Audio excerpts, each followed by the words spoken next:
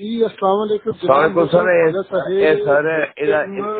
Sir ਇਹਦਾ ਜਵਾਬ ਕੋਈ ਚੰਗੀ ਤਰ੍ਹਾਂ ਦਈਏ, ਕੋਈ ਬਾਹਰ ਠੋਕੀਏ ਕਿਸੇ ਤਰੀਕੇ ਦੇ ਨਾਲ ਜੋ ਗੱਲਾਂ ਕਰਦੀ ਹੈ। ਇਹ ਖਾਤੂਨ ਦੀ ਬੋਲਦੀ ਗਈ ਸਰ ਮੈਂ ਪਤਾ ਕੀ ਸੋਚਿਆ ਸੀ ਇਹਦੇ ਤੇ ਮੋਟੀ ਗੱਲ ਤੇ ਮੈਂ ਕਰਦੀ ਸੀ, ਫਿਰ ਮੈਨੂੰ ਉਹ ਵੱਡੇ ਤਾਲੜ ਸਾਹਿਬ ਦਾ ਇੱਕ ਗੱਲ ਯਾਦ ਆਈ। ਉਹ ਕਹਿੰਦੇ ਸਨ ਮੀਆਂ ਕੁੱਤਿਆਂ ਦੇ ਭੌਂਕੇ ਖਲੋਤੇ ਨੇ।